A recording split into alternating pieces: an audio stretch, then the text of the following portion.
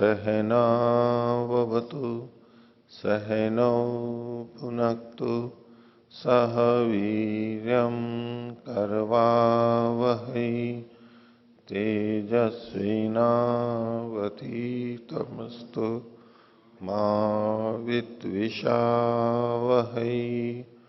ओम शांति शांति शांति। मीमांसा दर्शन की 236वीं कक्षा। मीमांसा दर्शन के 5वें अध्याय को प्रारंभ करते हैं। 5वें अध्याय का प्रथम पाद शीर्षक है श्रौत कर्म नियमाधिकरणम। जो कर्म है इसकी जगह क्रम ले लीजिए।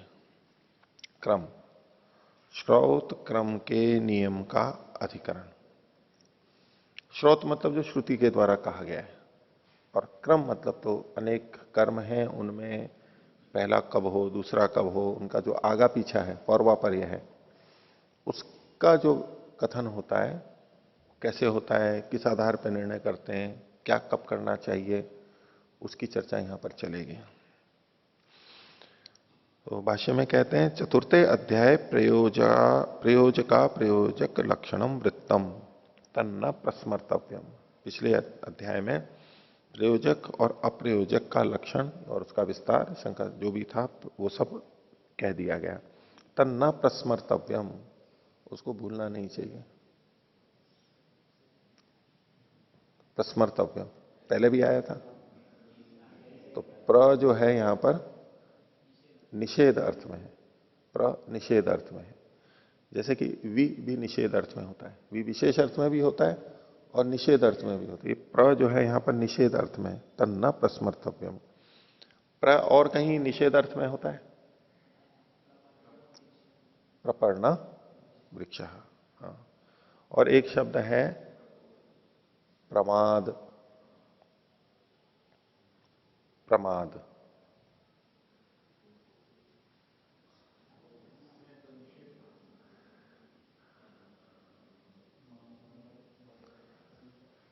मदि हर्षे, हर्ष में।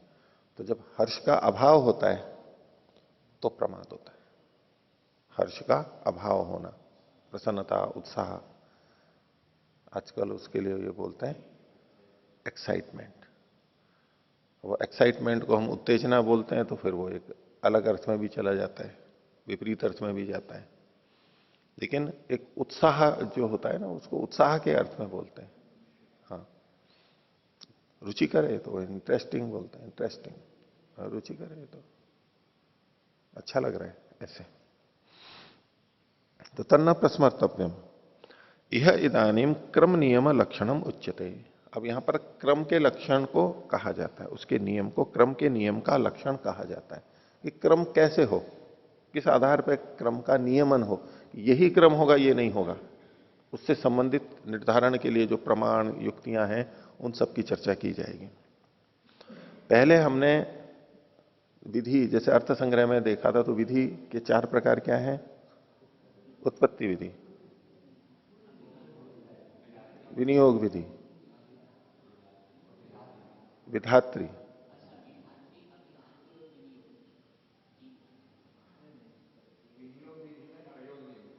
विनियोग विधि, प्रयोग विधि और अधिकार विधि।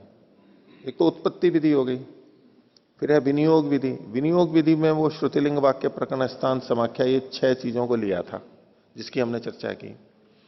और उसके अलावा उसका तीसरा है प्रयोग विधि। वो उसका मतलब होता है वहां पर क्रम, और उसके लिए भी 6 चीजें बताई गई थी वहां पर, श्रुतिलिंग वाक्य प्रकरण स्थान समाख्या की तरह से ही। उसमें पहला, उसमें भी श्रुति था। श्रुति, अर्थ, पाठ स्थान, मुख्य प्रवृत्ति। श्रुति क्यों मुस्कुरा रहे शक्ति नंदन जी? श्रुति, अर्थ, पाठ स्थान, मुख्य प्रवृत्ति। ठीक है, बोलो। मैंने संगति लगाई थी। क्या संगति लगाई थी? उत्तर और दक्षिण की, उत्तर भारत की और दक्षिण भारत की, वो याद करने के लिए केवल, बाकी इतना कोई बात नहीं है कि श्रुति कहां पर है मुख्य? दक्षिण भारत में। अर्थ कहां मुख्य है? उत्तर भारत में। वो पाठ के स्थान है और यहां पर मुख्य प्रवृत्ति है। श्रुति है, श्रुति बस पाठ के स्थान है, पाठ होता रहता है वहां पर मूल का। हालांकि उत्तर भारत में भी होता है, लेकिन उत्तर भारत में आर्य समाज आ गया तो अर्थ की प्रवृत्ति हो गई और वहां श्रुति और पाठ का स्थान तो कम हो गया, यहां पर अर्थ मुख्य हो गया। श्रुति नहीं, दक्षिण में श्रुति, उत्तर में अर्थ। दक्षिण में पाठ स्थान, वो पाठ के स्थान है और यहां मुख्य प्रयोजन को देखते हैं कि अर्थ से मुख्य प्रयोजन आता है, पाठ मुख्य थोड़ा है, या मुख्य प्रयोजन देखते हैं इसलिए वो अर्थ को करते हैं। तो ये जो 6 थे, इनके आधार पर क्रम का निर्धारण करेंगे और इनमें भी वैसे ही बलाबल देखा जाता है। जैसे श्रुतिलिंग वाक्य प्रकरण स्थान समाख्या में ये 6 के 6 प्रमाण बनते हैं, निमित्त बनते हैं कि हम कैसे विनियोग करें निर्धारण करने में, ऐसे ये 6 भी बनते हैं और इनमें भी यथाक्रम बलाबल का विचार रहता है।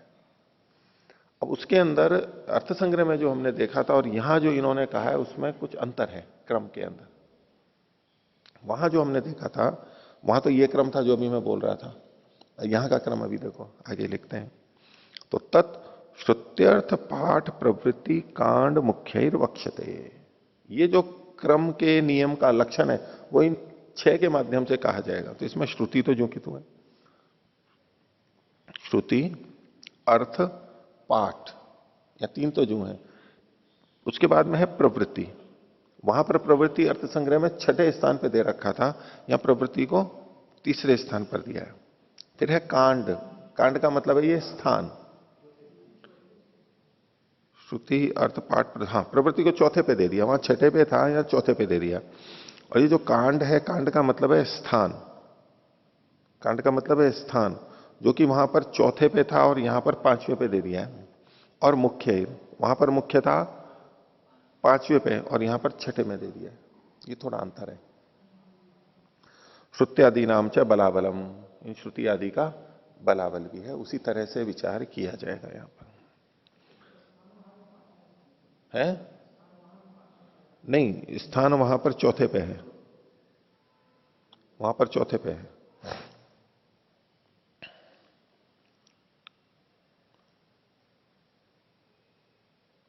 लेकिन जो वर्णन है ना वहां पर श्रुति, उसके बाद में पाठ, फिर मुख्य, फिर स्थान और फिर शायद अर्थ और प्रवृत्ति होगा।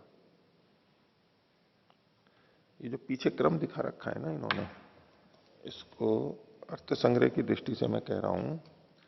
श्रुति, पहले तो श्रुति कहा उन्होंने व्याख्या करते समय, फिर अर्थ कहा, उसके बाद पाठ कहा, ठीक है, और फिर स्थान। हाँ, ये तो इन्होंने तो इसी तरह से दे रखा है, कोई बात नहीं, इसको यहां हम अब मीमांसा के अनुसार से देखेंगे जो इन्होंने यहां पर कहा है।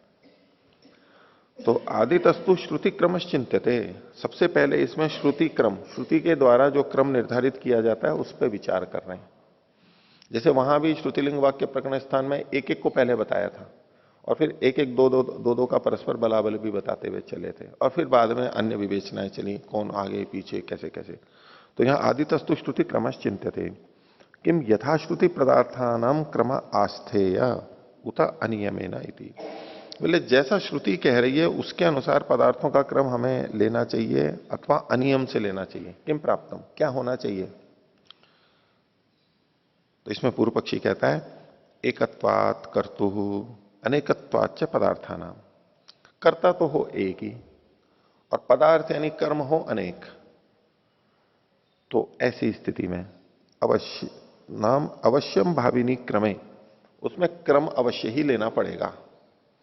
यदि अनेक कर्ता होते और अनेक कर्म होते, जितने कर्ता उतने कर्म, तब तो कोई बात नहीं थी, एक को एक करना है और वो कोई कोई कहीं भी कैसे कैसे भी करते हैं और एक साथ भी हो सकते थे। 10 कर्म 10 कर्ता 10 कर्म, तो वो 10 के 10 एक साथ हो सकते हैं, स्वतंत्र स्वतंत्र हो तो। वहां क्रम की अपेक्षा नहीं है। लेकिन यदि कर्ता तो एक ही हो और कर्म अनेक हो, तो चूंकि एक कर्ता एक समय में एक ही कार्य कर सकता है, इसलिए क्रम तो लेना ही पड़ेगा, क्रम तो चाहिए ही।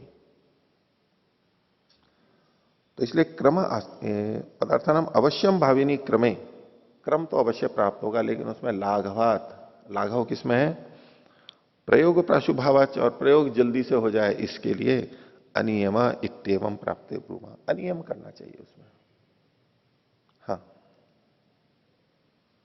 आचार्य जी, मेरे को तो ऐसा समझ में आ रहा है कि अगर एक व्यक्ति है और अनेक कर्म हैं, तो वहाँ तो नियम की क्या आवश्यकता है? एक ही व्यक्ति है तो कोई सा भी कर ले, और अगर 10 कार्य हैं और 10 व्यक्ति हैं तो वहाँ बल्कि नियम की आवश्यकता पड़नी चाहिए कि भाई कौन सा व्यक्ति कौन सा कार्य करे। नहीं नहीं, देखो कर्मों की एक दूसरे पर निर्भरता नहीं है, ऐसे कर्म हो। यदि 10 कर्ता और 10 कर्म हो, और लेकिन कर्म में ऐसा हो कि पहले के हुए बिना दूसरा नहीं हो सकता, दूसरे के बिना तीसरा नहीं हो सकता, ऐसा कुछ हो, ठीक है, तब तो क्रम ही आएगा। लेकिन अगर स्वतंत्र स्वतंत्र कर्म है, स्वतंत्र स्वतंत्र कर्म है, तो कोई भी कुछ भी कर सकता है। एक जना झाड़ू लगा रहा है, एक जना पानी दे रहा है पौधों को, एक जना सब्जी काट रहा है, अलग अलग हो सकते हैं, तीनों अलग अलग हो सकते हैं, वहां तो क्रम आवश्यक नहीं है। लेकिन यदि एक ही करता हो और कर्म अनेक हो, अब उन कर्मों में परस्पर संबद्धता हो या ना हो, तो भी क्रम तो लेना ही पड़ेगा। अगर कर्मों में परस्पर संबद्धता है, एक के होने पे ही दूसरा होगा, तब तो एक निश्चित क्रम आ ही जाएगा। लेकिन अगर वो ना भी हो, तो भी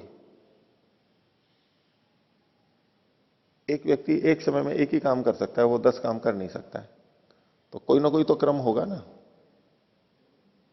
असंबद्ध होते हुए भी, उन कर्मों के परस्पर असंबद्ध होते हुए भी कोई ना कोई क्रम तो फिर भी रखना पड़ेगा, ये कर्ता एक है, तो क्रम तो जरूर लेना पड़ेगा। हाँ। जी, अगर ऐसा है, असंबद्ध कर्म है, एक ही करता है, तो क्रम देना पड़ेगा, ठीक है, लेकिन एक निश्चित ही क्रम देना पड़ेगा, उसकी विवक्षा तो यही नहीं तो पूर्व करेंगे? पक्षी कह रहा है ना, अभी तो विषय शुरू हो रहा है, सुनो क्या क्या चर्चा चल रही है। पूर्व पक्षी ने क्या कहा? अवश्यम भाविनी क्रमे, क्रम अवश्यम भावी होते हुए भी लाघवात, सरलता होने से, और प्रयोग प्राशुभावाच, और प्रयोग के काम के जल्दी होने से अनियम इत्येवं प्राप्ते, अनियम प्राप्त हो रहा है कि एक व्यक्ति और अनेक कर्म, जो हाथ में पहले आ गया उसको कर दिया, जो पहले आ गया वो कर दिया, उसमें कौन सा है कि नहीं पहले यही करो और फिर वही करो और फिर वही करो। तो लाघव सरलता किसमें है? जो हुआ कर दिया, और प्रयोग भी जल्दी हो जाएगा उसमें, जब जो हुआ वो कर दिया।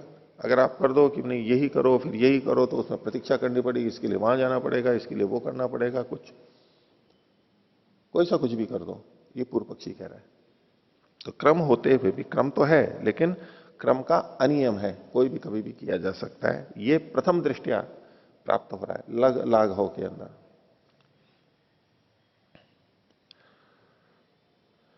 इसमें अब उत्तर पक्षी सिद्धांत कहता है, श्रुति लक्षणम आनुपूर्व्यम तत्प्रमाणत्व।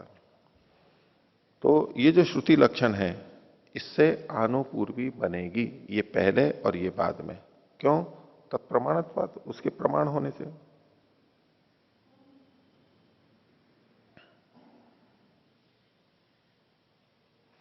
तो ये जो अनुपूर्वी है वो श्रुति के लक्षण वाली है, यानी श्रुति जैसा कह रही है उसके अनुसार जो अनुपूर्वी होती है वो करनी चाहिए, क्योंकि श्रुति उसमें प्रमाण होती है। भाष्य, श्रुति लक्षणा पूर्व, श्रुति लक्षणम आनुपूर्व्यम तत्प्रमाणत्वादिति, तो सूत्र ही कहा, श्रुति कह रहे हैं। श्रुति क्या है? श्रवणम अक्षराणाम, अक्षरों का, पदों का जो श्रवण है, सुनाई दे रहा है, जो लिखा हुआ है या सुनाई दे रहा है वो। तन्निमित्तम यस्य क्रमस्य, और उसके वो निमित्त है जिस क्रम का, वो कौन? श्रुति। तो श्रुति श्रवणम अक्षराणाम, इसका मतलब हुआ यस्या श्रवणादेव अर्थ अर्थ ज्ञानम, जिसके श्रवण से ही अर्थ का ज्ञान हो जाता है वो श्रुति कहलाती है। सुना और अर्थ का ज्ञान हो गया, सुनने मात्र से अर्थ का ज्ञान हो गया, वो श्रुति कहलाएगी। तो श्रुति अक्षरों का श्रवण है। तन्निमित्तम यस्य क्रमस्य स साधु क्रम, वो क्रम साधु कहलाता है, वो अच्छा कहलाएगा। क्यों? श्रुति प्रमाण का ही वैदिका अर्थ, वैदिक जो अर्थ है वो श्रुति प्रमाण वाले होते हैं। नैशाम अन्यत प्रमाणम अस्ति इत्युक्तम, इनके लिए और कोई प्रमाण नहीं है। वैदिक जो अर्थ है, वैदिक जो कर्म है, वेद के द्वारा जो धर्म का उपदेश किया गया है, उसमें श्रुति ही प्रमाण है, अन्य प्रमाण नहीं हो सकते उसके अंदर। ये पीछे आई थी चर्चा 1.1.4 में, 1.1.4.4 में ये चर्चा पहले आई है शुरुआत में। तो नैशाम अन्यत प्रमाणम अस्ति इत्युक्तम किम यह उदाहरणम, इसमें उदाहरण क्या है? श्रुति के अनुसार, श्रुति जैसा कह रही है उसके अनुसार हमें क्रम रखना चाहिए। तो उसके लिए कहा सत्र दीक्षा क्रम है। सत्र में जो दीक्षा क्रम होता है, सत्र का मतलब ऐसे सोमयाग जो 12 या 12 से अधिक दिनों में किए जाते हैं, और उसमें जो यजमान होते हैं वही ऋत्विक होते हैं। 17 जो यजमान होते हैं वही ऋत्विक होते हैं। ये यजमाना ते ऋत्विजा, यानी 17 यजमान होते हैं उसमें, उन्हीं में से यजमान का मतलब वो हुआ कि जो उस कर्म के लिए अपने द्रव्य का त्याग कर रहे हैं और जिनको फल मिलेगा, फल की प्राप्ति जिनको होगी, वो यजमान कहलाते हैं।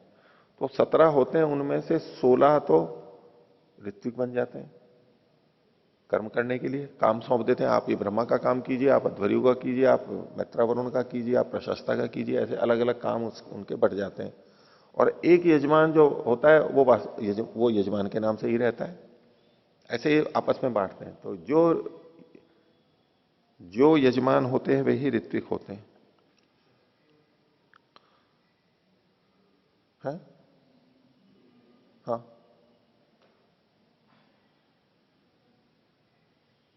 ओम। शास्त्रीय वाक्य तो यह ऋत्विजस ते यजमान आचार्य जी, वो उसमें जो ऋत्विज होते हैं वो यजमान होते हैं, इसकी मीमांसा की गई।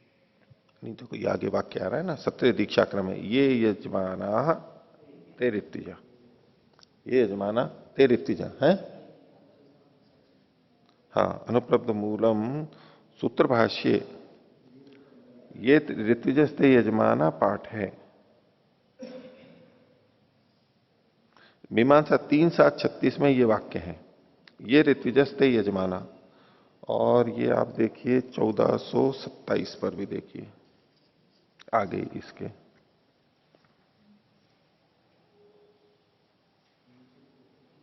नीचे ये ऋत्विजस्ते यजमाना, नीचे देखिए समाप्ति में। ठीक है। अब देखिए इसके अंदर ये तो कई बार होता है ना, उद्देश्य और विधेय को ध्यान में रख करके कथन करते हैं, उद्देश्य और विधेय को। अब इसमें हमें देखना है कि ये कह क्या चाह रहा है, ये वाक्य कहना क्या चाह रहा है। हमने जो क्रम बदला, आपने जो कहा कि भाई यहां कहें कि ये ऋत्विजा ते यजमाना, तो इसमें आप उद्देश्य और विधेय को बदलना चाह रहे हैं। तो ऋत्विक को उद्दिष्ट करके उनके यजमानत्व को कह रहे हो। प्रयोजन क्या है आपका, अर्थ क्या है कि जो ऋत्विक हैं, यानी ये हमें पता है पहले से, ये अनुवाद कर रहे हैं, इनको उद्दिष्ट करके कह रहे हैं कि जो ऋत्विक हैं वही यजमान है। याग चल रहा है, एक कहा अहीन है, वहां जो ऋत्विक रहते हैं, अब कि उसका पता है व्यक्ति को ऋत्विक यजमान। अब सत्र चल रहा है और वहां किसी व्यक्ति को कहा जाए कि ये जो ऋत्विक है ना, ये यजमान है। मतलब क्या, यजमान तो यजमान है ही, ये जो ऋत्विक हैं ये भी यजमान है, मतलब इन्होंने भी द्रव्य का त्याग किया है और ये फल को प्राप्त करेंगे, ये कहना चाह रहे हैं। तो पहले उसको पता है कि ये ऋत्विक लोग हैं, जो ऋत्विक का कार्य कर रहे हैं वो यजमान है वास्तव में। तो उस स्थिति में ये ऋत्विजा ते यजमाना, ऋत्विक का अनुवाद करके हम उनके यजमानत्व की विधि कर रहे हैं, ये नई चीज बता रहे हैं उस व्यक्ति को। ये तो सामान्य बात हो गई। इस दृष्टि से तब कहेंगे तो ये अर्थ होगा। और इसको दूसरे प्रसंग में देखिए कि जब सत्र का वर्णन आए तो भाई अकेला व्यक्ति तो कर नहीं सकता, सत्र मतलब लंबे होते हैं, अधिक व्यय साध्य होते हैं, श्रम साध्य होते हैं, तो मिल करके कई जने कर रहे हैं उसको। सुनो तो वहां अब कह रहे हैं कि भाई यहां ऋत्विक कौन बनेंगे? भाई ये तो इतने 17 जने तो याग करना चाहते हैं, 17 जने कह रहे हैं कि हम करेंगे, अकेला व्यक्ति कर नहीं सकता है, हम सब मिलकर हम सब इसमें यजमान बनना चाहते हैं। तो बोले फिर यहां पर ऋत्विक कौन बनेगा? क्या इन 17 के 17 को यजमान बनाए और ऋत्विक कौन बनेंगे? बोले ये यजमाना ते ऋत्विज, ये जो यजमान होते हैं वही ऋत्विक बनेंगे यहां पर। हमारी पृष्ठभूमि क्या है उसके आधार पर बोला जा सकता है उद्देश्य और विधेय को।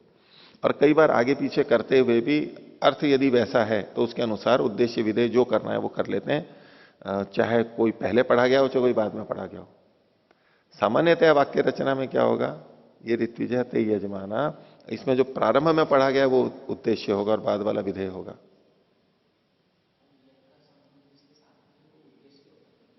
हाँ, यत का संबंध जो है वाक्य रचना से हमें पता लगता है। इसके अपवाद छोड़ दीजिए, जैसे वृद्धि राधेच आदि सूत्र है, चलो नहीं तो पहले आदेश की वृद्धि संज्ञा होती है, तो आदेश का तो पहले से पता है और वृद्धि संज्ञा वहां पर विधेय है। लेकिन चूंकि उनको वृद्धि करनी थी, शुभारंभ मंगलाचरण करना था, तो इसलिए उन्होंने वृद्धि को पहले ले दिया, वृद्धि राधेच। लेकिन अधेन गुण हमें फिर वैसा ही कर दिया, उद्देश्य पहले और विधेय बाद में है, गुण संज्ञा, संज्ञा विधेय है। तो सामान्यतः यही होता है, कहीं अपवाद भी देखे जा सकते हैं। तो अगर ये ऋत्विजस्ते ये यजमानस्त ऋत्विज, अब आप इसमें भी उद्देश्य विधेय करो यत और तत् में कुछ परिवर्तन करके और कहोगे नहीं ये करने को तो कर सकते हैं, लेकिन यहां क्या तात्पर्य हो रहा है, जो यजमान है वही ऋत्विक होते हैं। इत्युक्त्वा तेषाम दीक्षा क्रमम विधत्ते, उनके दीक्षा के क्रम को बताया जा रहा है। एक क्रम की बात को कहना चाह रहे हैं यहां पर। अब आगे जो बड़ा सा वचन है ये पीछे 3:7-37 में भी आ चुका है। जो दीक्षा के क्रम में उनका जो स्नान कराना होता है, दीक्षा करनी होती है ना, कौन किसको दीक्षित करता है, वो क्रम है कि अध्वर्युर गृहपतिम दीक्षयित्वा ब्रह्मांडम दीक्षयति। अध्वर्यु सबसे पहले गृहपति को दीक्षित करके फिर ब्रह्मा को दीक्षित करता है। तथा उद्गातारम ततो होतारम, फिर उद्गाता और होता को भी, ये प्रथम वाले हैं, प्रथम श्रेणी वाले। अब अध्वर्यु तो अभी दीक्षित नहीं हुआ है, लेकिन अन्यों को दीक्षित कर रहा है। ये अदीक्षित होते हुए भी अन्यों को दीक्षित कर रहा है। जो दीक्षित है वो तो दीक्षित कर ही सकता है। हम प्रथम कहते हैं कि भाई जो दीक्षित है वही दीक्षित कर सकता है दूसरों को, अदीक्षित भी दूसरों को दीक्षित कर सकता है। जब सभी अदीक्षित हो तो क्या करेंगे, सभी अदीक्षित हो तो क्या करेंगे, ठीक है, तब तो करना ही पड़ेगा ना, ऐसा इनका कोई अभिप्राय कह सकता है। लेकिन इनके अभिप्राय से क्या लगता है कि अदीक्षित ही दीक्षित करता है, अदीक्षित ही दीक्षित करता है। क्योंकि आगे जब ये इतने दीक्षित हो गए, अब ये इतने दीक्षित हो गए ना, गृहपति, ब्रह्मा, उद्गाता और होता, 4 दीक्षित हो गए, लेकिन फिर भी आगे कौन दीक्षित करता है, बोले ततस्तम प्रतिप्रस्थाता, उसके बाद में तम यानी उस अध्वर्यु को प्रतिप्रस्थाता, अध्वर्यु गण का दूसरा वाला, ये भी अदीक्षित है। ये किसको दीक्षित कर रहा है, अध्वर्यु को दीक्षित कर रहा है। दीक्षयित्वा अर्धिनो दीक्षयिति, जो आधी जिनकी दक्षिणा होती है प्रथम वालों से, उनको दीक्षित करता है। तो ब्राह्मणाचंसीनम ब्रह्मण, ब्रह्म वर्ग के ब्राह्मणाचंसी को, प्रस्तोतानम उद्गातु, उद्गात्री वर्ग में प्रस्तोता को, मैत्र वर्णम होतु, होत्री वर्ग में मैत्र वर्ण को, ये हो गया। तो दीक्षा किसको कौन कर सकता है, जो अदीक्षित है। इसको दूसरे ढंग से हम समझें, बड़ा विचित्र लगता है वैसे तो, ये अदीक्षित होकर के दीक्षित कर रहा है, दीक्षित होकर के दीक्षित करे वो ठीक है, लेकिन इस पूरी परंपरा में क्या है, अदीक्षित दूसरों को दीक्षित करता है। उसको यूं समझिए कि कहीं स्वयं तो स्नान कर नहीं सकते, लेकिन दूसरों को स्नान करवा सकते हैं। हम स्वयं स्नान नहीं कर सकते, अभी स्नान हमने किया नहीं है, लेकिन हम दूसरों को स्नान करवा रहे हैं। कुएं पर गए, तो एक व्यक्ति कईयों को स्नान करवा देगा, फिर उसको स्नान करवाना है तो थोड़ी देर बाद में और जो नए आएंगे वो उनको स्नान कराएंगे। तो स्नान करा हुआ स्नान कराए ये तो होगा नहीं, क्योंकि स्नान कराने में भी तो थोड़ी गंदगी होती है, छींटे लगते हैं, ये करते हैं। तो जो स्नान किया हुआ है वो तो बस स्नान करके एक तरफ बैठ गया, जो बिना स्नान किया हुआ है वो स्नान करवाता है दूसरों को। आगे देखिए उसी तरह है। तो ततस्तम नेष्टा दीक्षयित्वा तृतीयनो दीक्षयति, नेष्टा उसको, उसको किसको, प्रतिप्रस्थाता को दीक्षित करके फिर जो तृतीय वाले श्रेणी वाले हैं उनको आग्नेत्रम ब्रह्मण, ब्रह्म वर्ग का आग्नेत्र को, प्रतिहर्तारम उद्गातु, उद्गात्री वर्ण के प्रतिहर्ता को, और अच्छा वाकम होतु होत्री वर्ग के अच्छा वाक को दीक्षित करता है। ततस्तम उन्नेता दीक्षयित्वा, फिर उसको, उसको किसको, नेष्टा को, उन्नेता, ये भी ये और नीचे वाला आ गया चौथा अध्वर्यु वर्ग में। उन्नेता जो है करके फिर पादिनो दीक्षयति, अन्य जो चतुर्थ वाले हैं, चतुर्थांश वाले हैं, उनको दीक्षित करता है। पोतारम ब्रह्मण, ब्रह्म वर्ग के पोता को, सुब्रह्मण्यम उद्गातु, उद्गाता उद्गात्री वर्ग के सुब्रह्मण्य को, और ग्रावस्तुतम होतु, होत्री वर्ग के ग्रावस्तुत को। अब कौन बच गया, एक बच गया। ततस्तम अन्यो ब्राह्मणों दीक्षयति, उसको फिर अन्य ब्राह्मण दीक्षित करता है, कोई अन्य ब्राह्मण जो कि वहां ऋत्विक भी नहीं है, यजमान भी नहीं है, वो करता है। अथवा ब्रह्मचारी व आचार्य प्रेषित, अथवा आचार्य से प्रेषित ब्रह्मचारी दीक्षित करता है। अब यहां देखो एक क्रम बताया गया है। ये क्रम कैसे प्राप्त हुआ हमारे को, श्रुति से प्राप्त हुआ। श्रुति जैसा जैसा कह रही है, श्रवण मात्र से जो हमें पता लग रहा है उससे एक क्रम पता लगा है। आगे देखिए, अनियमे न क्रम कर्तव्य यथा पूर्व पक्ष, पूर्व पक्ष की दृष्टि से एक तो कहेंगे अनियमे न क्रम कर्तव्य, अनियम प्राप्त है इसलिए कोई क्रम करने की जरूरत नहीं, कोई भी किसी को करवा दे, कोई भी किसी को करवा दे बस।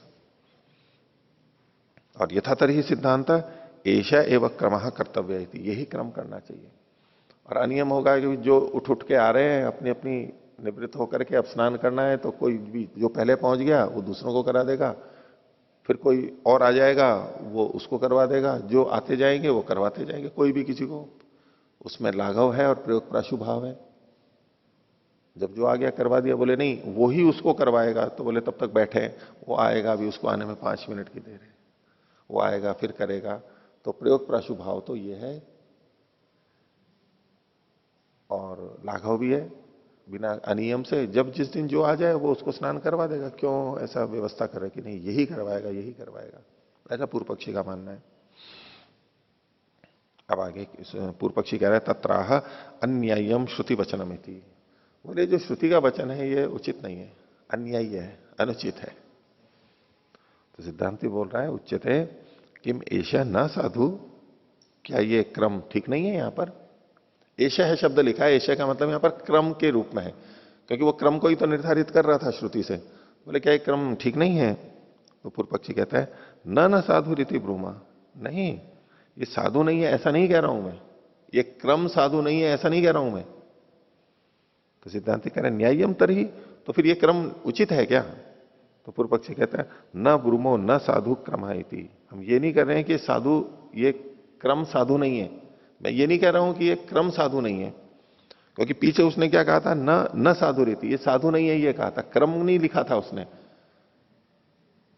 सिद्धांति बोल रहा है क्रम की दृष्टि से, पूर्व पक्षी बोल रहा है श्रुति की दृष्टि से, इसलिए उसमें भ्रांति थी। तो उसने फिर बाद में बोला न ब्रूमो, हम ये नहीं कह रहे हैं न साधु क्रम, क्रम तो साधु है। तो सिद्धांत पहले जब क्रम साधु है तो फिर किम तरही, और फिर क्या असाधु है।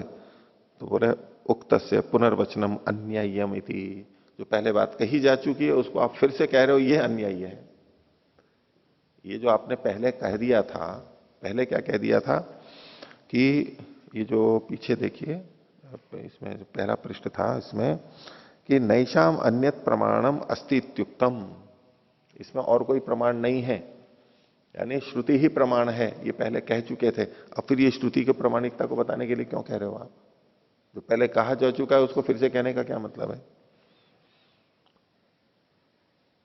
तो उक्त से पुनर्वचनम अन्यायमिति, इस पर सिद्धांत कह रहा है उच्यते साधोर वचनम बहुशो अपनी उच्यमानम न्याय्यमेव, आप वचन को अन्यायी कह रहे हो, तो जो अच्छा वचन होता है उसको तो कितनी बार भी बोलो, उससे वो वचन अन्यायी थोड़ा ना हो जाता है। वचन तो उचित है तो उचित ही है वो तो साधोर वचनम बहुशो अप्युच्यमानम न्याय्यम एवं असाधोस्तु सकृत अपनी अन्याय्यम। और जो असाधु होता है वो तो एक बार भी बोला जाता है तो भी अन्यायी होता है, तो उसका एक बार या 10 बार बोलो, उससे न्यायी अन्यायी से क्या संबंध है? इसमें पूर्व पक्षी कहता है, बोले सकृत वचने ज्ञात पुनर्वचने न प्रयोजनम अस्ति इति। बोले एक बार जिस बात का पता लग गया उसके फिर से कहने में कोई प्रयोजन नहीं है।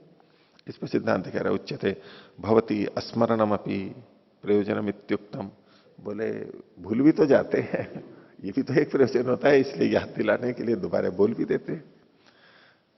तो वृत्ति कार्य ने तत्कार्यमिति चेत, कोई कहे कि अगर स्मरण ही दिलाना था तो भाष्यकार वृत्तिकार को बताना चाहिए था, सूत्रकार क्यों कह रहा है दोबारा? सूत्रकारेण अपि अविशेषो वृत्तिकारेण। तो उसका उत्तर है, बोले जैसे वृत्तिकार दोबारा सूत्रकार से अपि अविशेषो वृत्तिकारेण। हाँ, जैसे सूत्रकार, जैसे वृत्तिकार के लिए आप स्वीकार कर रहे हो करो कि वृत्तिकार तो दोबारा बोल सकता है विस्मरण के दृष्टि से, तो सूत्रकार भी बोल सकता है। उसमें कौन सी अविशेषता, उसमें कौन सी विशेषता है कि वो नहीं बोलेगा और ये बोलेगा? अविशेष है दोनों। विस्मरण होने से कोई भी वक्ता अपनी बात को दोबारा बोल सकता है। वहां पर श्रुति की प्रामाणिकता कही गई थी और यहां पर भी श्रुति की प्रामाणिकता कही जा रही है। श्रुति की, हाँ। बोले इसको क्यों दोबारा कह रहे हो आप?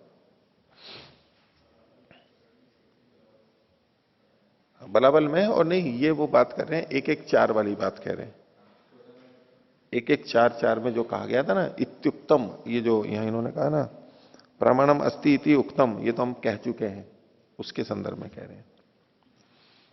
तो ये तो एक बात हो गई, ये सूत्र का एक तरह से अर्थ हुआ। ये एक अर्थ क्या हुआ, यहां जो उच्चते करके जो कहा ना बीच में चौथी पंक्ति में, साधोर वचनम बहुशोपि उच्यमानम न्याय्यम एवं, एक तरह से समाधान किया। दूसरे ढंग से समाधान कह रहे हैं अथवा अर्थांतरम एवं इदम, ये अर्थांतर है।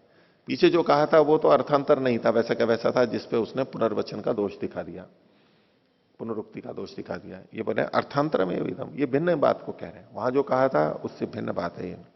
क्या? तत्र ही अन्य एवं संशयो विचारो निर्णयश्च, वहां पर संशय अलग था, विचार अलग था और निर्णय भी अलग था।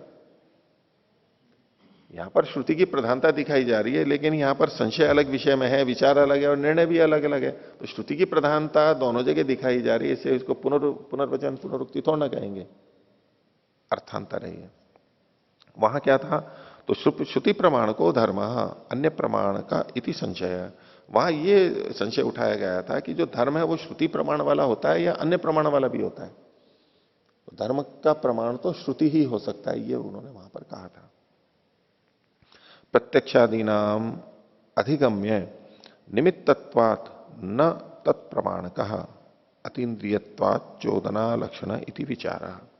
वहां पर यह विचार किया गया था कि प्रत्यक्ष आदियों के अधिगम्य जान करके, यानी इंद्रियों से जो हम बोध करते हैं वो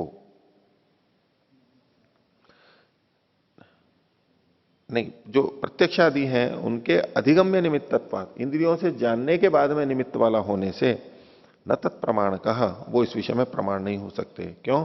अतीन्द्रियत्वात् चोदना लक्षण इति विचार, क्योंकि ये जो उपदेश लक्षण है ये तो अतीन्द्रिय है, अतीन्द्रिय चीजों के लिए वो उपदेश किया जाता है। अतीन्द्रियत्वात् चोदना लक्षण, चोदना का जो लक्षण है वो किन उपदेश किस बात में होता है? जो अतीन्द्रिय होता है। और जो प्रत्यक्ष आदि से जाना जाता है वो तो इंद्रिय गम्य हो गया, इसलिए वो प्रमाण बन ही नहीं सकते। यानी शास्त्र जो बता रहा है वो अतीन्द्रिय चीजों को बता रहा है, जिसको हम सामान्यतः नहीं जान सकते। वेद में कहीं वो लिखा है क्या कि सामने देखो पेड़ खड़ा हुआ है, ये पेड़ खड़ा हुआ है, यहाँ ये चीज है, यहाँ ये चीज है। जो प्रत्यक्षतः हम जानते हैं वो ईश्वर ने हमारे को छोड़ रखा है कि इंद्रियां दे दी और जानो और देखो करो, उसके लिए वेद में कुछ नहीं लिखा हुआ है। जानते हैं हम, उसके लिए वेद की आवश्यकता ही नहीं है। आप मेरे सामने बैठे हो, है या नहीं है, इसको प्रमाणित करने के लिए क्या करना पड़ेगा? मैं यहां पर बोल रहा हूं, इसको प्रमाणित करने के लिए वेद का प्रमाण चाहिए ना, वेद सबसे बड़ा प्रमाण है। तो स्रोत ग्रंथों में कुछ लिखा हो, धर्म ग्रंथों में कुछ लिखा हो, अथवा महापुरुषों ने कुछ कहा हो इस विषय में, नहीं, विशिष्ट सामान्य रूप से कथन नहीं करो। उपदेशक अध्यापक का है, लेकिन कौन उपदेशक है, कौन अध्यापक है, और उसमें भी घटना विशेष में ये उपदेशक है, अध्यापक है, ये विद्यार्थी है, इसके लिए किसने कहा है? किसी ग्रंथ में और ने कहा है क्या? व्यक्ति में, घटना विशेष में देखिए, नहीं कहा किसी ने, लेकिन हमारे को पता लगता है। और भी बहुत सारी चीजें हैं। तो प्रत्यक्षादीनाम अधिगम्य निमित्तत्वात् न तत्प्रमाण कहा अतीन्द्रियत्वात् चोदना लक्षण इति विचार, ये वहां विचार किया गया था। और निर्णय क्या था? चोदना लक्षण एवेति निर्णय। जो चोदना लक्षण है, उपदेश के द्वारा जो कहा गया है, उस लक्षण वाला ही धर्म होता है, ये वहां पर निर्णय किया गया था। प्रत्यक्षादि से जाना जाता है वो धर्म नहीं कहा गया था वहां पर।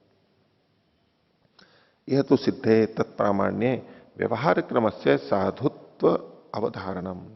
तो यहां तो सिद्धे तत्प्रामाण्य, उसका प्रामाण्य सिद्ध होने पर कि श्रुति इस धर्म के विषय में प्रमाण है, उसके बाद में व्यवहार क्रम से साधुत्व अवधारणम, जो व्यवहार का क्रम होता है, व्यवहार में हम उसको किस क्रम से करें, उसके अवधारण के लिए ये उसके साधुत्व का यहां पर विचार किया जा रहा है, उसका निश्चय किया जा रहा है। तो भले ही श्रुति की प्रमाणता है, लेकिन वहां अलग अर्थ था, ये भिन्न अर्थ है, अर्थांतरम एवेदम, ये दूसरी तरह से अर्थ किया इसी सूत्र का। अथवा, अब तीसरी तरह से अर्थ कर रहे हैं, श्रुति क्रम विचारो अयम, श्रुति के प्रतिज्ञा, श्रुति के क्रम का विचार यहां पर किया, श्रुति के द्वारा क्रम का विचार किया जा रहा है। यहां पर श्रुति से क्रम का बोध होता है। तो उसमें सिद्धांत कह रहे हैं किम पदार्था कर्तव्या इति विधानम किंवा क्रमो विधीयते इति, कि श्रुति के द्वारा यहां पर पदार्थ करने चाहिए ये विधान किया जा रहा है। पदार्थ यानी कर्म, कर्म के कर्तव्यता का विधान किया जा रहा है, अथवा क्रम का विधान किया जा रहा है, इस विषय में विचार चल रहा है। पूर्व पक्षी कह रहा है अनेकार्थ विधान अनुपपत्ते क्रमोनुवादो दीक्षादीनाम पदार्थानाम विधि, कि अनेक अर्थों के विधान की तो उपपत्ति हो नहीं सकती है, यानी एक ही अर्थ का विधान होना चाहिए एक वाक्यता की दृष्टि से। इसलिए क्रम का तो अनुवाद है और दीक्षादि पदार्थों की विधि की गई है। ये जो पीछे वाक्य था ना, उसको लेकर के कह रहा है, यहां पर दीक्षादि पदार्थों की विधि की गई है और क्रम का अनुवाद है।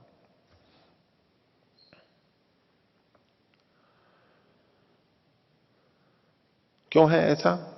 तो बोले अवदान वाक्येषु इव पदार्थ विधानम श्रुत्वा क्रम विधानम वाक्येन, श्रुत्या पदार्थ विधानम श्रुत्या, अवदान वाक्यों के समान। अवदान वाक्य हृदय से अग्रे अवद्यति अथ जिह्वाया अथ वक्षस, ये जो अवदान वाला क्रम पीछे देखा था हमने, तो बोले अवदान वाक्यों के समान यहां पदार्थ का विधान श्रुति से किया जा रहा है, श्रुति से पदार्थ का विधान किया जा रहा है। और क्रम का विधान किससे? कर्म विधान वाक्य ना, क्रम का विधान हो रहा है, लेकिन वो तो वाक्य से हो रहा है, श्रुति से नहीं हो रहा है। तो श्रुति तो केवल पदार्थ का ही विधान कर रही है, क्रम का विधान नहीं कर रही है। तस्मात् न क्रमो विधीयते इति पूर्व पक्ष, इसलिए यहां पर क्रम का विधान नहीं किया जा रहा है। जो पीछे हमने देखा ना वाक्य है, सिद्धांति ने उसको श्रुति के लिए कहा था, ये कह रहा है कि श्रुति से क्रम का विधान नहीं हो रहा है, कर्म का दीक्षा का विधान हो रहा है, क्रम का विधान तो वाक्य से हो रहा है। पूर्व पक्ष है ये। इस पे सिद्धांति कह रहा है ननु अवदान वाक्येषु क्रमो विधीयते, वो जो अवदान वाक्य थे वहां पर श्रुति से क्रम का विधान किया जा रहा है। पूर्व पक्षी कह रहा है सत्यम विधीयते पाठेन न श्रुत्या, बोले ठीक है, वहां क्रम का विधान किया जा रहा है, वो पाठ से किया जा रहा है, न कि श्रुति से। अवदान वाक्य मतलब हृदय से अग्रे वदति अथा जिह्वाया अथा वक्ष से नीचे लिखा हुआ है। तो बोले यहां पर पाठ से विधान किया जा रहा है, न कि श्रुति से। इस पे सिद्धांति कह रहे हैं यह ऋत्विजास्ते यजमाना इति तु दीक्षाया प्राप्तत्वात् क्रम विधानार्थ श्रुति रीति सिद्धांत। तो यह ऋत्विज ते यजमाना, जो ऋत्विक हैं वे ही यजमान हैं, इस वाक्य में दीक्षा की तो प्राप्ति है ही पहले से कि दीक्षा होनी चाहिए, तो इसलिए क्रम के विधान के लिए ये श्रुति है, ये सिद्धांत है। तस्माद अपनुरुक्तम इति, इसलिए ये पुनरुक्त नहीं है, फिर से कथन नहीं किया गया। तो ये पुनरुक्त इस वाक्य को ध्यान में रख करके कह रहे हैं यहां पर। तो इस प्रकार क्रम नियमाधिकरणम वर्णक त्रय सहितम, तो क्रम के नियम का अधिकरण प्रारंभ किया गया और 3 वर्णक किए गए। 3 वर्णक, ये जो पीछे अथवा अथवा करके दूसरा और तीसरा कहा था, ये कुल मिलाकर के 3 वर्णक यहां पर कहे गए हैं। आगे कहां पर? यहां पर तीसरे वाले में, हाँ पुनरुक्ति, ये वाला जो कथन है, इसमें पुनरुक्त दोष तो नहीं कहा इन्होंने। इसमें तो पूर्व पक्षी ने यह कहा था कि यहां पर दीक्षा का यानी कर्म का, पदार्थ का तो की विधि है श्रुति से, और क्रम तो वाक्य से यहां पर आ रहा है, श्रुति से नहीं आ रहा है, ये उसने दोष दिया था। सिद्धांति ने कहा कि दीक्षा की विधि तो पहले ही हो चुकी है, ये ऋत्विजस्ते यजमाना, इसी से और भी जो वाक्य होंगे, दीक्षा का पता तो पहले हो चुका है। ऐसे में जो ये वाक्य कहा जा रहा है, जो वचन कहा जा रहा है, ये क्रम को बता रहा है या क्रम की विधि की जा रही है। ऐसे यूं नहीं करो कि श्रुति से तो दीक्षा कर्म की विधि हो रही है और वाक्य से क्रम की विधि हो रही है, ऐसा नहीं है। यहां पर केवल क्रम की विधि ही हो रही है, ये सिद्धांत ने कहा। हाँ, ये जो 1425 में जो है वो अलग हो गया ना। वो अलग ये हुआ कि ये जो श्रुति लक्षण वाला है, ये पहला जो सूत्र है, ये जो पहला सूत्र है, बोले यहां आप पुनरुक्ति कर रहे हो, ये तो आप पहले अध्याय में ही बोल चुके थे श्रुति के प्रामाण्य को, यहां फिर से क्यों ले रहे हो? उसका उत्तर उन्होंने ये दे दिया था ना कि वहां संशय विचार और निर्णय अलग था, यहां संशय विचार निर्णय अलग है, इसलिए पुनरुक्ति नहीं है। 3 तरह से व्याख्या कर दी इसकी। दूसरा अधिकरण अर्थ क्रम नियमाधिकरणम, अर्थ के अनुसार क्रम के नियम का अधिकरण है। श्रुति के बाद में दूसरा आता है अर्थ।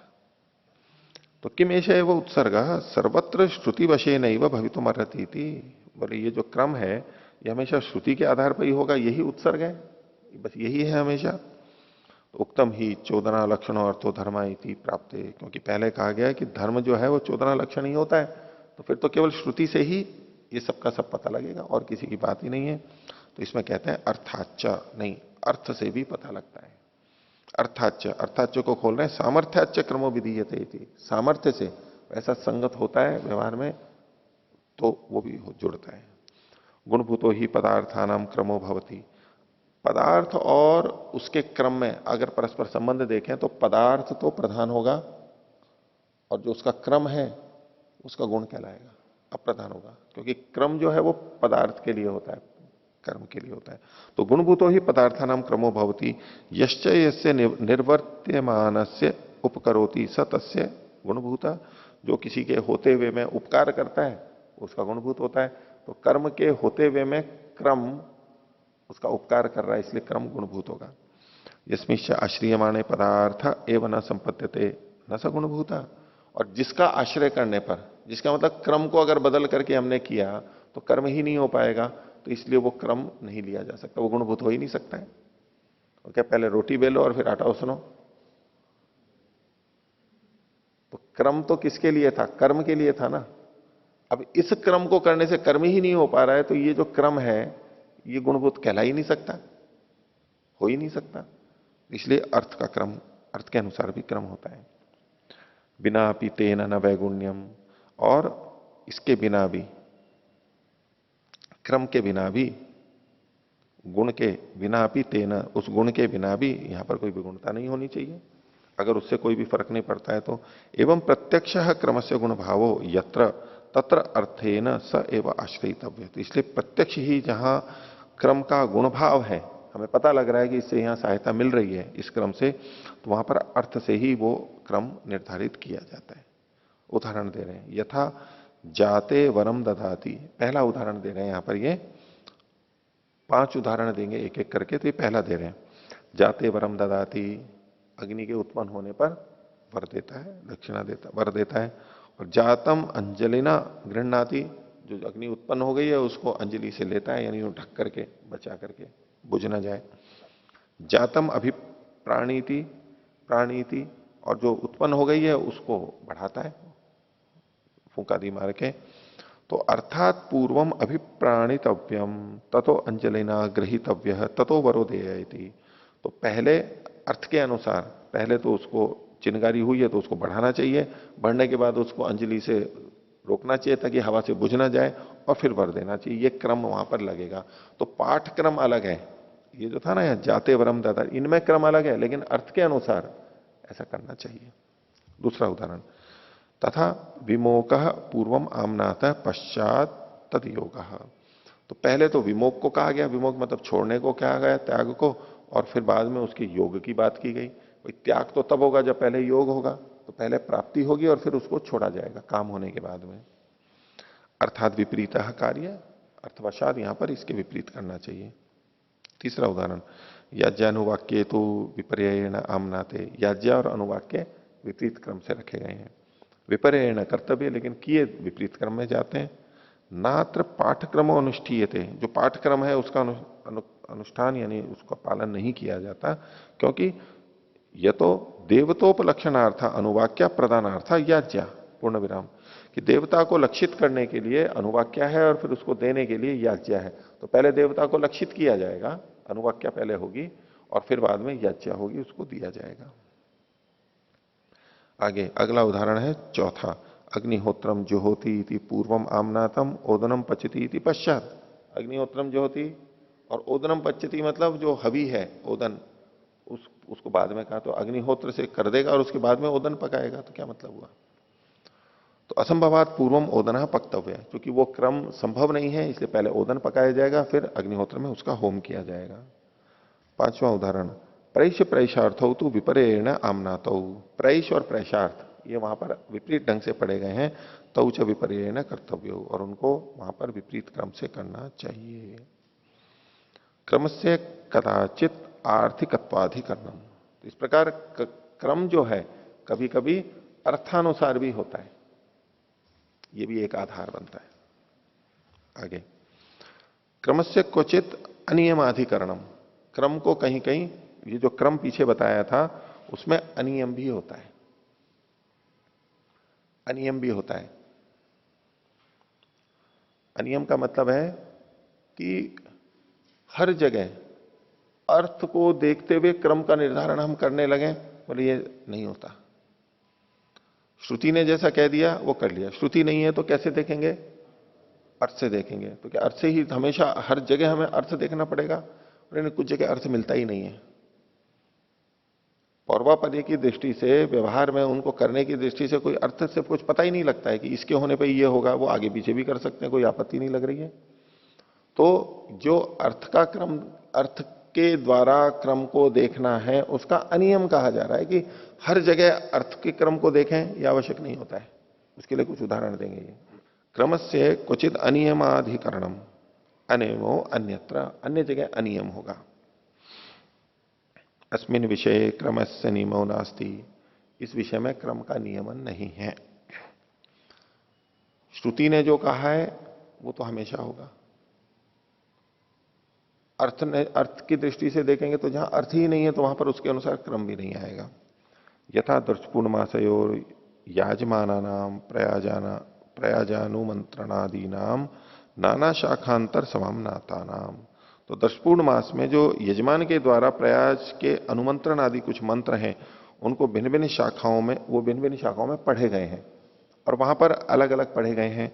जैसे कि वसंतम ऋतूनाम प्रेणामी इत्येवम आदि नाम। इसके और जो चार हैं वो युधिष्ठिर जी ने यहां पर 1431 पर लिखे हुए हैं। और ये जो वसंत वाले हैं ये अनुमंत्रण तैत्तिरीय संहिता के अनुसार हैं। और दूसरे इन्होंने कहा एको मम इत्येवम आदि नाम च, एको मम आदि जो 5 हैं उसको भी इन्होंने आगे विवरण में खोला हुआ है, ये शतवत ब्राह्मण के अनुसार है। तो ये कहना चाहते हैं 2 जगह अलग अलग मंत्र पढ़े गए हैं, उनको उनके अनुसार से वहां पर करना चाहिए। लेकिन उनका जो वो 1 2 3 4 5 है क्रम, अब उसके अंदर कोई कहे कि यहां पर पहले अर्थ के अनुसार हम देखेंगे तब करेंगे कि किसको पहले बोलना चाहिए, तो वहां पर कोई अर्थ नहीं मिलेगा। जैसे ओदन और अग्निहोत्र में क्रम मिल रहा है, वैसे वहां पर कुछ मिलेगा नहीं अर्थ की दृष्टि से। जैसा वहां पर लिखा हुआ है बस वैसा कर लेना है, भले ही इस क्रम से हो चाहे इस क्रम से, जो वहां पाठ है वो वहां, यानी पाठ की भी आवश्यकता है। साक्षात श्रुति नहीं है कि पहले इसको करे फिर इसको करे। तो श्रुति, अर्थ और पाठ हर जगह अर्थ के अनुसार नहीं देखा जा सकता है, आवश्यकता नहीं होती है। तो क्रमश्च क्वचित अनियामकताधिकरणम, यानी पाठ क्रम ही कर्तव्य है ऐसी जगह पे। अर्थ क्रम की विचारणा का अनियम यहां पर कहा गया है। आगे देखिए चौथा अधिकरण, पाठ क्रम नियमाधिकरणम। पाठ के क्रम का नियमन भी से भी नियमन होता है, पाठ से भी क्रम का नियमन होता है, यह अधिकरण है। दर्श पूर्णमासयो आमनातम, दर्श पूर्णमास में ये वचन मिलते हैं। समिदो यजति, तनुनुपातम यजति, इडो यजति, बर्हिर यजति, स्वाहाकारम यजति, ये 5 हो गए। इसमें तत्र संशय है, किम अनियतेन एव क्रमेण एषाम अनुष्ठानम उत या पाठक्रम स एव नियम्येत इति। ये जो 5 हैं, इसको अनियम से किससे कभी भी किसी का अनुष्ठान कर दें, अथवा जो इनका पाठक्रम है, पाठक्रम का मतलब हुआ पहले इसको पढ़ा फिर इसको पढ़ा फिर इसको पढ़ा, ये पाठक्रम है। किम प्राप्तम, तो नियम कारिण शास्त्र से अभावात अनियमा इत्येवं प्राप्ते ब्रूमा। पूर्व पक्षी कह रहा है कि यहां पर नियम करने वाले शास्त्र का भी कुछ कथन नहीं है। यहां कहीं ये कहा गया है कि पहले इसको करो फिर इसको करो। श्रुति जो होती वो ये कहता ये पहला है, ये दूसरा है, ये तीसरा, ये तो श्रुति से हो रहा। अथवा यूं कहा जाता है इसके बाद में इसको करो, इसके बाद में इसको करो, ये बाद का कथन, पौर्वा पर ये कथन हो, या तो पहला दूसरा तीसरा ऐसे निर्देश करके कथन हो, या इसके बाद इसके बाद ये कथन हो। ऐसा कथन होता तब तो वो श्रुति से पता लग रहा है। अब ये जो वचन दिए गए हैं इनको श्रुति नहीं बोलेंगे, यानी क्रम की श्रुति नहीं है। यहां पर क्रम को बताने वाला कोई शब्द नहीं बता रखा है, लेकिन एक क्रम से पढ़े गए हैं ये पाठ क्रम, पाठ के अनुसार। और आर्थिक दृष्टि से भी कुछ नहीं पता लग रहा है इसको, ये करेंगे तभी ये होगा, ये वो होगा, ये तो कभी भी किसी को कर सकते हैं। इसलिए श्रुति और अर्थ तो यहां पर लागू नहीं हो रहा है। तो यहां कैसे करेंगे, बोले पाठ के क्रम से करना चाहिए। पर पूर्व पक्षी कह रहा है कि यहां नियामक तो कोई है ही नहीं, वो श्रुति और अर्थ के आधार पर ही देख रहा है पूर्व पक्षी, तो इसलिए यहां कैसे भी कर लेना चाहिए। नियम कारिण शास्त्र से अभावात अनियमा इत्येवं प्राप्ते ब्रूमा। अब इस पे सिद्धांति कह रहा है क्रमेण व नियम्येत प्रत्येकत्वे तदगुणत्वात्, बोले क्रम से यहां पर नियमन करना चाहिए जिस तरह से पढ़ा हुआ गया। यदि क्रतु एक ही हो तो, एक ही क्रतु हो तो, क्योंकि तदगुणत्वात्, इस क्रम के उसका गुण होने के कारण से। पाठक्रम जो है ये उसमें गुण का काम करेगा। तो क्रमेण एव नियम्येत एकस्मिन् क्रतौ इति कुतः तदगुणत्वात्, तदगुणत्वात् को खोल रहे हैं। तदगुणत्वम ही गम्यते पदार्थानाम, पदार्थों का तदगुणत्व ये जो है, ये जो कथन है, ये उसका जाना जाता है। यथा जैसे कि स्नायाद अनुलिम्पेत भुंजीत इति च क्रमेण अनुष्ठानम अवगम्यते, स्नान करे, लेप करे और फिर खाए। लेप मतलब चंदन आदि का लेप करे, ठीक है,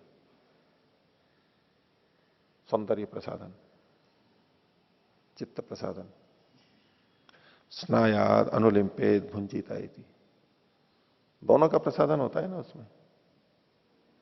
सौंदर्य प्रसाधन में तो केवल शरीर का नहीं होता है ना। और वैसे प्रयोजन क्या है उसका, चित्त की प्रसन्नता ही है। शरीर अच्छा दिखता है तो चित्त भी प्रसन्न हो जाता है, अपना भी और दूसरे का भी। स्वयं दर्पण में देखेंगे तो हमारा चित्त प्रसन्न हो गया, और हमारे को दूसरे देखेंगे तो उनका चित्त प्रसन्न हो गया, और उनको प्रसन्न देख करके फिर हमारा चित्त प्रसन्न हो गया कि वो प्रसन्न हो गए। तो वास्तव में तो मन के लिए ही दौड़ रहे हैं। क्यों जी, योग दर्शन से भिन्न तो नहीं है ना। योग दर्शन ने तो शुरू में ही पकड़ के बोल दिया योग चित्त वृत्ति निरोध, बाकी सब तो व्यर्थ है। ये ऊपर का ये भी जितना कर रहे हैं, ये भले ही शरीर के लिए करते हुए दिख रहे हैं, लेकिन कर रहे हैं मन की प्रसन्नता के लिए। शरीर पे केंद्रित नहीं है। ये भी हमें दिखाई देता है, आध्यात्मिक लोगों को क्या दिखाई देता है, ये शरीर पे केंद्रित हैं, शरीर को ध्यान में रख करके कर रहे हैं। और हम क्या ध्यान में रख करके कर रहे हैं? हम चित्त को ध्यान में रख करके कर रहे हैं। और शरीर स्थूल है, चित्त सूक्ष्म है, हमारी विषय की मुख्यता है।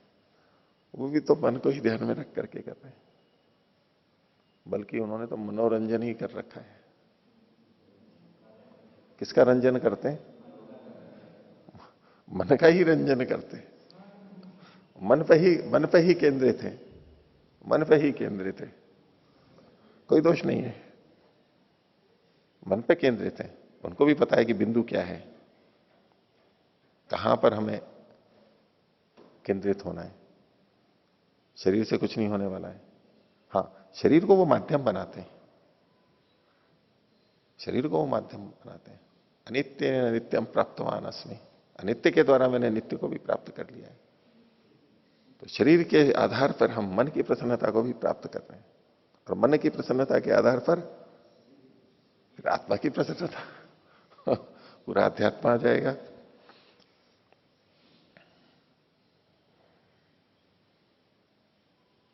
तो देखो इन्होंने क्या कहा, स्नायाद अनुलिम्पेत भुंजिता इति च क्रमेण अनुष्ठानम अवगम्यते वाक्यात पदार्थानाम। वाक्यात का मतलब है यहां पर पाठात, पाठ से। वाक्य का मतलब है पाठ, पाठ से पदार्थानाम, पदार्थ मतलब कर्मों के, कर्मों के पाठ से के कारण से कर्मों का अनुष्ठान क्रम, क्रम से इनका अनुष्ठान ये जाना जाता है। यथा च अदृष्टार्थेषु उपदिश्यमानेषु, यथार्थेषु बड़ दीर्घ उकार है, च अदृष्टार्थेषु उपदिश्यमानेषु कश्चित ब्रूयात। बोले अदृष्ट में अगर कोई ये कहे देवताय धूपोदेय, देवाय, हाँ देवाय धूपोदेय और पुष्पाणि अवकरितव्यानि चंदनेन अनुलेप्तव्य उपहारो अस्मै उपहर्तव्य, कि देव के लिए पहले धूप देवे, पहले नहीं धूप देवे, और पुष्पों को बिखेरे और चंदन से उसका लेप करे और उसको उपहार देवे, कुछ भेंट देवे। एवं कृते देवस तुष्यति थी, ऐसा करने पे देव तुष्ट होता है। तो अब इसने किसी ने ये वाक्य कहा, चार चीजें बताई इसने, तो तम अन्य प्रतिब्रूते, दूसरा व्यक्ति उसको बोल रहा है, आक्षेप कर रहा है, नहीं तदेवम, ये ठीक नहीं है। न प्रथमम धूपो दातव्य प्रथमम पुष्पाणि आकरितव्यानि, पहले धूप नहीं देना चाहिए, पहले पुष्प फैलाने, पुष्प देने चाहिए, फिर बाद में धूप देनी चाहिए। एवं मन्यते, वो ऐसा मान रहा है कि धूप दान से प्राथम्यम अनेन उक्तमिति। दूसरा क्या समझ रहा है, ये धूप दान के प्राथम्य को जान रहा है, इसीलिए तो उसने कहा कि नहीं धूप पहले नहीं, पहले पुष्प को करो फिर बाद में धूप देना। तो दूसरे ने ये समझ लिया। दूसरे ने कैसे समझ लिया, ये यहां लिखा तो नहीं है ना, उसने ये थोड़ा ना कहा था कि मैं पहले ये करूंगा, और न ही उसमें करने में है चाहे पहले पुष्प डाल दो चाहे पहले धूप कर दो, उसमें कोई आपस में संबंध थोड़ा है कि एक के बिना दूसरा हो नहीं सकता है। तो दूसरे ने जान कैसे लिया, ये बताने के लिए लौकिक उदाहरण दिया। मतलब पाठ के क्रम से ही क्रम जान लिया जाता है, उसके बोलने से, इसलिए उसने संशोधन कराया कि नहीं ऐसा नहीं, ऐसा करो। तो बोले एवं गमते धूप दान से प्राथम्यम अनेन उक्तम इति तस्माद वाचनिक एव एशाम क्रम इति। तो ये जो इनका क्रम है ये वाचनिक है।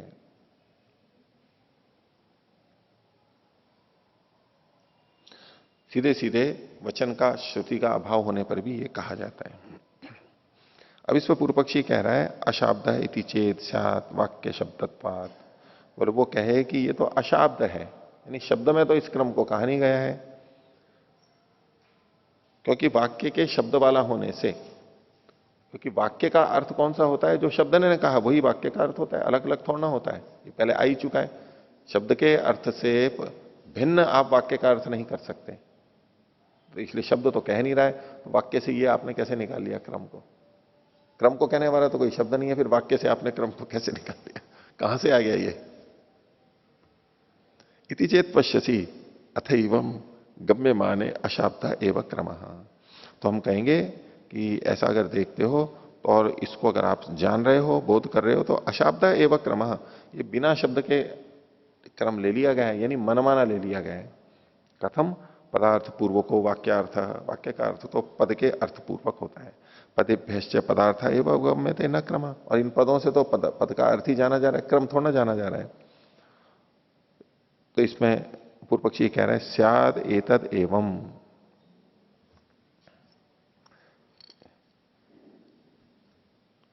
स्याद एतत एवं मतलब ये क्रम का जो ज्ञान है ये हो सकता था, अभ्युगम से बोला है। कब हो सकता था? यदि पदानाम समूहस्य श्रवणम प्रत्यायकम अर्थस्य स्यात्, तो पदों का जो समूह है उसका श्रवण अर्थ का प्रत्यायक हो जाए। पदों का समूह, पदों से अर्थ का ज्ञान हो रहा है, तब तो क्रम यहां से आ नहीं सकता वाक्यार्थ से भी। बोले ये तब हो सकता था जब पदों का जो समूह है वो समूह भी प्रत्यायक होने लग जाए, वाक्य भी अर्थ को देने लग जाए, तब ये हो सकता था। ऐसा होता नहीं है। न तो समुदाय प्रत्याय का इत्युक्तम, पहले कहा ही गया है कि ये जो समुदाय है ये अर्थ को बताने वाला नहीं होता है।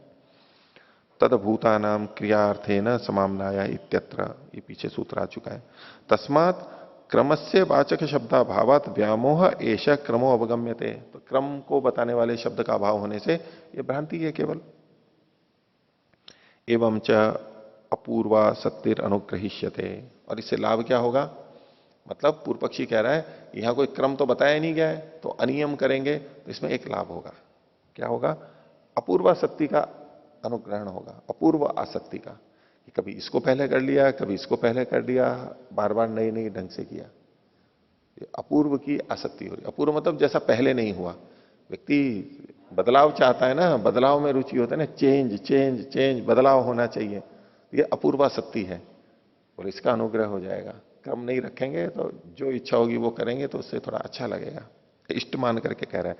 इतर था सापी विप्रकृष्येत घटी यंत्र, अथवा ये भी विप्रकृष्ट हो जाएगी, खिंच जाएगी। अगर आप क्रम को रखोगे ना तो ये खिंच जाएगी। कैसे खिंचेगी? घटी यंत्र के समान खिंच जाएगी। तो घटी यंत्र के समान कैसे खिंचेगी, ये व्याख्या है। क्या कहना चाहते हैं? तो युधिष्ठिर जी ने नीचे लिखा भी है। तो घटी यंत्र वो पुराने वाले जो होते थे, रेत वाले या पानी के, तो उसमें पात्र में डालते हैं, उसमें छिद्र होता है और वो चीजें नीचे निकलती हैं। अब उसमें घटी यंत्र के समान खिंचता कैसे है कि 1 घंटा उसमें कब पूरा होगा? कब पूरा होगा? जब सारा निकल जाएगा। लेकिन वो 1 घंटा सही समय पर पूरा हो, उसके लिए क्या करना पड़ेगा? उसको डालना भी, शुरुआत भी एक निश्चित समय पर करना पड़ेगा, तभी तो होगा। लेकिन अगर हमने डाला आगे पीछे तो क्या होगा? उसकी समाप्ति भी आगे पीछे हो जाएगी। यानी शुरुआत के आधार पर निश्चित करेगा। ये घड़ियां जो हैं आजकल की, ये तो क्या होती हैं, हम कभी भी शुरू करो कभी भी करो, ये तो पहले से चल रही है, इसलिए वही बताएंगे। अथवा इनमें भी ले लो, इसमें भी अगर शुरुआत आपने की, सेट नहीं किया, उसको व्यवस्थित नहीं किया और कहीं से भी चला दिया, तो जब से चल रहा है तब से होगा, उसमें भी अनियमितता आ जाएगी। तो अगर आप इसमें निश्चितता कर दे तो कि ये और इसके बाद ये और इसके बाद ये, तो अगर शुरुआत देरी से की है तो अंत भी देरी से होगा, उसका खींच जाएगा वो। तो इसलिए अनियम नहीं होना चाहिए, जब जैसा हो वो कर लो। अगर आप क्रम को करने लगोगे तो फिर पहले को ही पहले करना पड़ेगा, और किसी कारण से वो नहीं हुआ तो साफ सबको विलंब हो जाएगा। एक के ना आने से, एक के विलंब से सबका विलंब हो जाएगा। ये दोष बताया जा रहा है। दर्शयति च, और जैसा कि शास्त्रकार कहते भी हैं, हृदय से अग्रे अवद्यति अथ जिह्वाया अथ वक्षस इति, तो ये जो पहले आ ही चुका है। तो बोले यदि नियामक पाठक्रम ततो न विधातव्यम एतत्, खंडन कर रहा है पूर्व पक्षी कि यदि पाठ का क्रम नियामक होता तब तो इसका विधान नहीं करना चाहिए था। किसका? अथ इस शब्द का। बस यूं सीधे सीधे कह देते हृदय से अग्रे वद्यति जिह्वाया वक्षसा, अथा अथा ये कहने की जरूरत क्या थी? यानी क्रम को बताने के लिए अतिरिक्त अथा ये क्रमवाचक शब्द कहना पड़ा। इससे पता लगता है कि पाठक्रम से क्रम का पता नहीं लगता है, शब्द से ही पता लगता है, समुदाय से क्रम का पता नहीं लगता है। खंडन किया है। नियामक ही पाठक्रम पाठक्रमादेव प्राप्नुयात, अगर पाठक्रम नियामक होता तो यहां पर पाठक्रम से ही पता लग जाता, अथ को जोड़ने की जरूरत नहीं होती। आगे इसका उत्तर सिद्धांति दे रहा है। अर्थकृते वा अनुमानम स्यात् कृत्वे कत्वे परार्थत्वात् स्वेन तु अर्थेन संबंध तस्मात् स्वशब्दम उच्येत। तो बात से तो पूर्व पक्ष को हटा दिया और इसमें कहा अर्थकृते, अर्थक्रम के अनुमान, अर्थक्रम से वहां पर अनुमान हो जाता है। परार्थत्वात् अर्थक्रम एवं अनुमानम, अर्थ के क्रम से वहां पर अनुमान होता है। स्यात् कत्वे कत्वे, एक क्रतु हो तो। परार्थत्वात्, ये वेद जो है वो परार्थ है। परार्थ का मतलब है कर्म के लिए है, वेद जो है वो कर्म के लिए है, दूसरे के लिए है। तो ऐसे में स्वेन तु अर्थेन संबंध, उनका अपने अपने शब्दों के अपने अपने अर्थ से वहां पर संबंध होगा। तस्मत् स्व शब्दम उच्चेत, इसलिए वहां पर अपने शब्द से ही वहां पर कहा जाता है। तो ये जो क्रम का बोध हो रहा है वो भी श्रुति से ही कहा जा रहा है, यानी वेद से ही कहा जा रहा है, वचन से ही कहा जा रहा है, वो अशाब्द नहीं है, उसी से कहा जा रहा है। देखिए, एकस्मिन् क्रतौ एकत्वात् कर्तु अनेकस्मिन् पदार्थे अर्थकृतत्वात् क्रमस्य। तो एकस्मिन् क्रतु, एक क्रतु है और कर्ता के भी एक होने पर, अनेक पदार्थ होने पर अर्थकृत वहां पर क्रम देखा जाता है, जैसे जैसा संगत होता है। अर्थकृत मतलब किसको पहले करना चाहिए, किसी को दूसरे, एक दूसरे से संबद्ध है उस दृष्टि से। तत्र एषा एव क्रमो नियम्येत अनुमानेन, वहां अनुमान के द्वारा यही क्रम नियमित हो जाता है, वहां पाठक्रम नहीं चलेगा। कुतः परार्थत्वात् वेद से, वेद के परार्थ होने से। परार्थ क्या है? परार्थो ही वेदो यद यदि नहीं यद यद अनेन शक्यते कर्तुम तस्मै तस्मै प्रयोजनाय ऐसे समामनायते। जो जो इसके द्वारा किया जा सकता है उसको बताने के लिए यह कथन किया जा रहा है। शक्यते च अनेन पदार्थो विधातुम शक्यते च क्रिया काले प्रतिपत्तुम। इन वेद वाक्यों से, इन वचनों से पदार्थ का विधान भी किया जा सकता है और क्रिया के काल में उसको स्मरण भी किया जा सकता है, ज्ञान भी किया जा सकता है। तस्मात् वेद है पदार्थांश्च विधातुम उपादेय क्रिया काले च प्रतिपत्तुम। इसलिए वेद जो है पदार्थों के कर्म के विधान के लिए ग्रहण करना चाहिए और क्रिया काल में उसकी स्मृति के लिए या क्रिया काल में उसके व्यवहार के लिए करना चाहिए। दोनों ही प्रयोजन है। न गम्यते विशेष विधातुमयम समामनायते न प्रतिपत्तुमिति। और इसमें कोई विशेष पता नहीं लग रहा है कि ये केवल विधान करने के लिए ही कहा जा रहा है और क्रम के लिए नहीं कहा जा रहा है, उसके स्मरण के लिए नहीं कहा जा रहा है, यानी दोनों ही है। अगम्य माने विशेषे उभयार्थम उपादीयते इति गम्यते।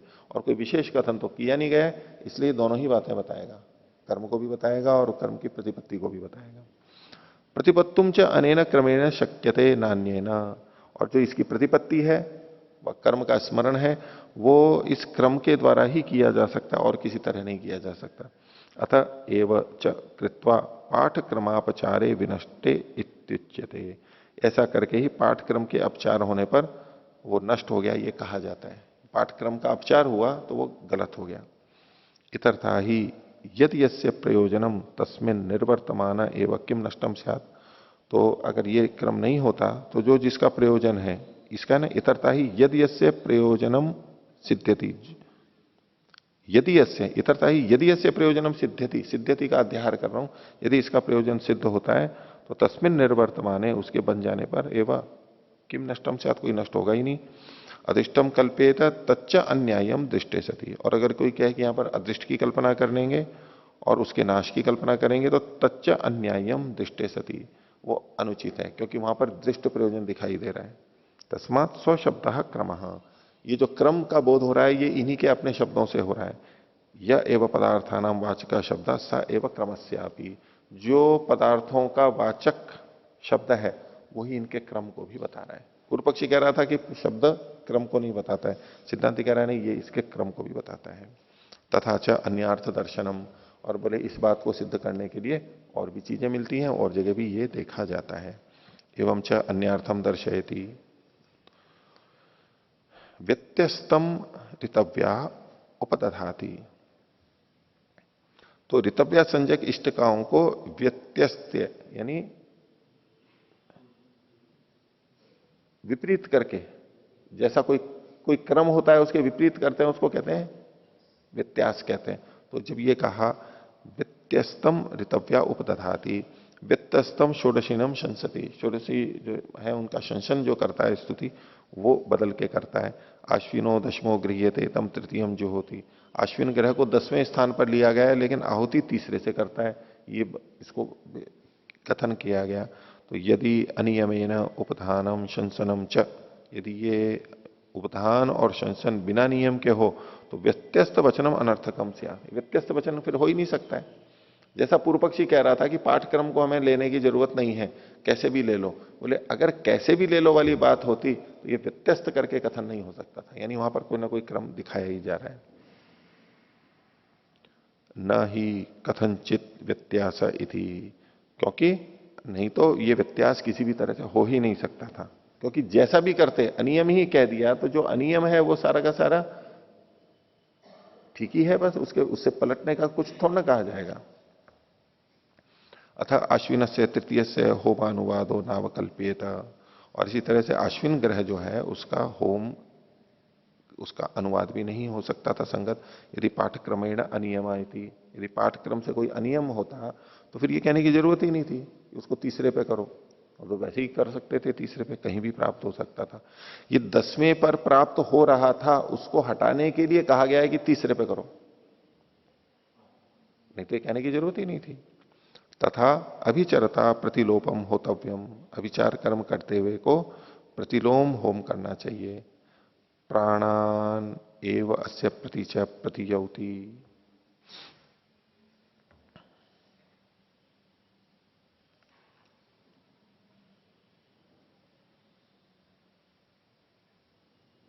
इसके प्राणों को ही दूर करता है। इस वाक्य, ये जो वचन किया गया प्राणान एव अस्य प्रतीच, दूर करता है। इति क्वचित प्रतिलोमम विदधन अनुलोमम दर्शयति, प्रतीच प्रतीयौति, विपरीत करता है तो इसको विपरीत को कहते हुए कहीं ना कहीं अनुलोम को भी ये बता रहे हैं। तद उपपद्यते यदि पाठक्रमेण प्रयोग, यदि पाठक्रम से ये प्रयोग हो सकता है यानी क्रम हो सकता है, तब ही ये कथन संगत हो सकते हैं। इतर्था सर्वम अनुलोमम स्यात् प्रतिलोम प्रतिलोम दर्शनम नोपपद्येत, सब कुछ अनुलोम ही हो जाएगा, प्रतिलोम वाली बात तो कहीं घट ही नहीं सकती है। तथा चतुर्थोत्तमयो प्रति समानयति इत्युक्ते सति, तो चतुर्थ और उत्तम को उसके बाद में लाता है, उसका समानयन करता है, ये कहने पर अतिहाय इडो बरही प्रति समानयति इत्युच्यते, इडा को छोड़ करके बरही की तरफ लेकर के आता है, बरही को करता है, यानी एक को छोड़ के करता है। इसका मतलब कि यदि कोई क्रम निश्चित था तभी तो ये कथन संगत लगेगा। तो तेन बरहिश चतुर्थ नाम दर्शयति, बरही की चतुर्थता को दिखा रहा है। 3 के बाद में चौथा जो प्राप्त था वो ना करके वो इड के तरफ, इड को छोड़ करके बरही की तरफ आता है, तो बरही की चतुर्थता को बता रहा है। सा पाठक्रमे नियामके अवकल्पते, कप एक ही मात्रा हटा लीजिए। तो ये जो पाठक्रम के नियामक होने पर ही ये सब चीजें संगत होती हैं। तो क्रमस्य क्वचित पाठानुसारिताधिकरणम पाठक्रम न्याय, तो क्रम को कभी कभी पाठ के अनुसार भी करना पड़ता है। इसलिए हमने अभी जो देखा श्रुति, अर्थ और पाठ, इनमें बलाबल देखा जाएगा।